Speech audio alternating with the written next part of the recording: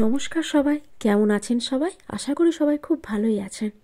তো আজকে একটি নতুন ব্লগ নিয়ে চলে এসেছি। আর প্রথমেই ঠাকুরের ছবি কেন দেখাচ্ছি, আজকে কিন্তু নবান্নের দিন।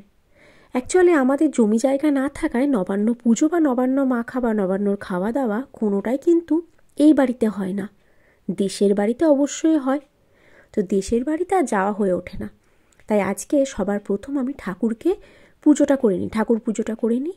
আজকে বৃহস্পতিবার, তাই ঘর দিয়ে এখানে বেলপাতা ফুল সব রাখা আছে, মা জোগাড় করে দিয়েছে। আর নবান্ন মাখা করব বলে ফল কুচিও রেডি করে রাখা আছে। আর এদিকে আছে চালটা বাটা, এই দেখুন চালটা হাফ বেটে রেখে দেওয়া আছে। এগুলো সব মা জোগাড় করে দিয়েছে। আর আছে এক বাটি দুধ। তো এবার ঠাকুর পুজোটা করে নিই, তারপর একটু নবান্ন মাখা করব বাড়ির জন্য। তো ঘটে মঙ্গল চিহ্ন এঁকে নিয়েছি, এবার ঘরটা বসিয়ে দিই। আর ঠাকুরের থালাতে ফলকুচো একটু একটু করে সব দিয়ে দিয়েছি। তো পুজোটা করা হয়ে গেলে একটু নিজের মতো করে, মানে পুজো দিয়ে যে নবান্ন মাখাটা হয় বাড়ির সবার জন্য, সেরকম না, নিজেদের খাবার জন্য অল্প করে একটু নবান্ন মাখাটা তৈরি করব আমরা। তার সব কিছু জিনিসপত্র এখানে গেছে। এই দেখুন, এখানে আছে ড্রাই ফ্রুটস, আর এখানে একটু আদা কুচো আছে। নবান্নে কিন্তু আদা, মূলো, আখ সব কিছুই লাগে। খেজুর গুড় আছে, এখানে একটু মূলো কুচো করা আছে। আর ক্ষীর তো করা হয়নি, তাই মিল্ক কেক আছে একটু, আর সন্দেশ, মানে খেজুর গুড়ের মাখা সন্দেশ আছে। চলুন এবার মেখে ফেলি। তো চাল বাটার মধ্যে সমস্ত ড্রাই ফ্রুটস এখানে রেখেছি, কাজু, কিশমিশ, আমন্ড, খেজুর আর একটু আদা কুচো কুচো করা আছে, সব একসঙ্গে মিশিয়ে দিলাম।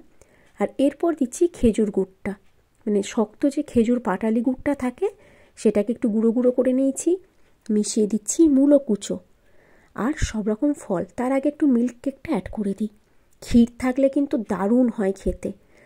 তো ক্ষীর দিয়ে চাল মাখা অসাধারণ লাগে। নবান্ন আমি এই জন্যই খেতে চাই। তো এখানে একটু মাখা সন্দেশ অ্যাড করে দিলাম। তো সব একসঙ্গে মেখে এবার শীতের দুপুরে পিঠে রোদ দিয়ে এক বাটি করে নবান্ন মাখা খেতে দারুণ লাগে কিন্তু। তো এক বাটি দুধ মা রেখে দিয়েছিল, এই দেখুন দুধটার কত সুন্দর মোটা হয়ে সর পড়েছে। তো টোটাল দুধটা দিয়ে একটু একটু করে আগে মেখে মেখে রাখি। তো সবার মোটামুটি বাড়িতে নবান্ন হয়ে গেছে। অঘ্রাণ মাস শেষ। অঘ্রাণ মাস মানে নতুন ধানের গন্ধ আর নবান্ন। তো নবান্নে কিন্তু রান্নাবান্না অনেক কিছু হয়, নরকম ভাজা, বিভিন্ন রকম পদ, মাছ থাকে, পায়েস থাকে। আর একটা জিনিস বলি, আজ কিন্তু আমার বাবার জন্মদিন। তো বাবার বয়স 65 হলো। তো জন্মদিন আর নবান্নটা একই দিনে হচ্ছে, বাবার জন্মদিনের দিনই করা হচ্ছে। আর বৃহস্পতিবারও পড়েছে বাবার জন্মবার, তো সেটা খুব সুবিধে হয়েছে। তাই দুটো প্রোগ্রামই একসাথে রাখার চেষ্টা করেছি। তো এবার কলাগুলোকে একটু চটকে দিই। চাল মাখার সব থেকে মেন উপকরণ কলা। কলাটা পাকা হলে আরও ভালো হতো, তো কলাটা একটু শক্ত শক্ত ছিল। কলাটা মেখে নিয়ে বাকি ফলগুলো দিয়ে এবার মেখে নেব। চলো বাকি ফলগুলো এবার আস্তে আস্তে অ্যাড করে দিই। তো এতক্ষণে আমি তুফানকে বললাম তো একটু আমার ভিডিও নাও, তো আমার ভিডিও নিয়েছে। নিজের যা অবস্থা করে আমরা ঘরে থাকি, সাজাগোজা তো কোনোভাবে কিছু হয় না। ভাবি সবাই যে ব্লগ বানায় এত সুন্দর সেজে গুজে কীভাবে বানায়। আমার তো একেবারে ঘরোয়াভাবেই থাকা পছন্দ। না থাকে কানের, না থাকে গলায় একটা হার, না কোনো কিছু। যাই হোক, এভাবে ফল কুচো মিশিয়ে নবান্ন মাখা কমপ্লিট করে ফেললাম। তো এরপরে নিজেরা অল্প অল্প করে নিয়ে খেয়ে নেব। চলুন মিক্স করে ফেলি। আর বাদ বাকি দুধ যেটুকু আছে সেটুকুকেও অ্যাড করে দিই। একটু পাতলা হওয়া দরকার আছে। আমি যদিও ঘন ঘনটাই পছন্দ করি, একদম যেটা বাটি ভর্তি দুধওয়ালা থাকে সেটা আমার খুব একটা পছন্দ হয় না। ভিডিওটা যেহেতু তুফান করছে, তাই সবার প্রথম মেখে তুফানকেই বললাম একটু চেখে দেখো তো সব কিছু ঠিকঠাক আছে নাকি। কেমন খেতে হয়েছে বলো? সত্যি সত্যি ফাটাফাটি খেতে হয়েছে। সত্যি তো? দারুণ হয়েছে অত বলতে না, ভালো হয়েছে। ভালো হয়েছে তো? প্রথমে একটুখানি দিলাম টেস্ট করতে। আর একটু দুধ দেবো কি বলো? না, তুমি একটু খাও। ঠিক আছে। নবান্ন মাখা খাওয়া তো হলো, এবার চলে আসি রান্নায়। এই দেখুন কড়াইতে ভেজ ডালের সবজিগুলো সব ভাজা হচ্ছে। আজকে দায়িত্ব হাফ হাফ করে নিয়েছি। ভেজ ডাল, শুক্তো এগুলো আমার দায়িত্ব। পায়েসটা যদিও দুজনে মিলে ইকুয়ালি করেছি। আর এখানে মা করেছে মাছের কালিয়া। ভাত তো হয়েই গেছে আগে। আর এখানে আছে 5 রকম ভাজা, নারকেল ভাজা, মূলো শাক ভাজা, বড়ি ভাজা, পোস্ত ছড়িয়ে গোল গোল আলু ভাজা আর বেগুন ভাজা। আর এখানে আছে শুক্তের জোগাড়। আর দেখুন ভেজ ডালটা আমার কমপ্লিট হয়ে গেছে। তো সমস্ত ভিডিও তো করা হয়নি, ছোট্ট ছোট্ট ক্লিপিংস নিয়েছি। ভেজ ডাল কমপ্লিট, এবার শুক্তোটা করে ফেলি। শুক্তোর বেগুন ভাজতে দিয়ে দিয়েছি, আর বাদ বাকি সবজিগুলো এখানে ভাজা আমার হয়ে গেছে উইথ বড়ি। এবার পায়েসটা দেখায়, মেন যে জিনিস।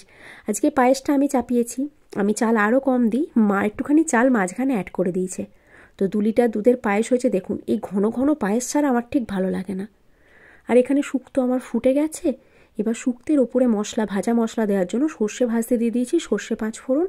এই দেখুন, ভাজা মশলা দেওয়ার পরে শুক্তোর এইরকম দেখতে হয়েছিল, খেতেও কিন্তু দারুণই হয়েছিল।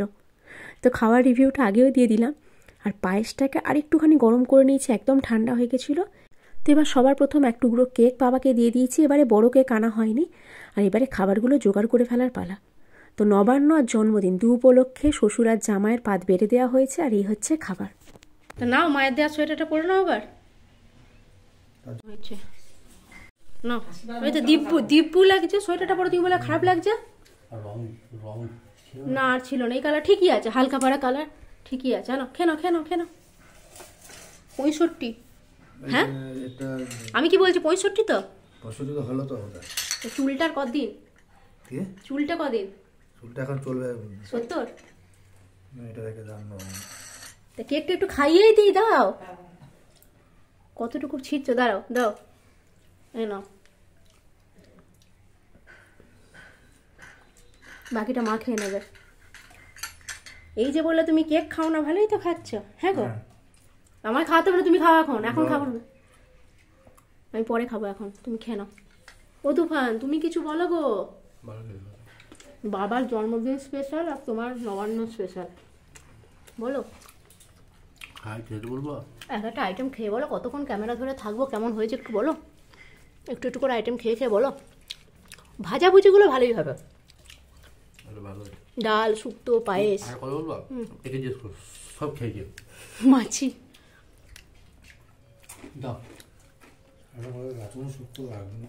যা খাবে না রেখে দেবে, ডালটা একটু খেয়ে দেখি কি কম বেশি। ভালো হয়েছে। এবার ভালো হয়েছে না হলেও বলে দেবে মনে হচ্ছে ভালো হয়েছে। এটা আনাজের টক। আর পায়েসটা না খেয়ে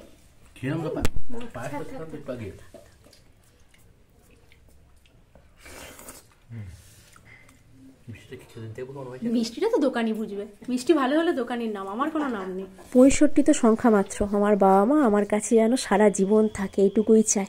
শুধু সুস্থভাবে হাসি খুশিভাবে বাবা মা আমার কাছে ভালো থাকে।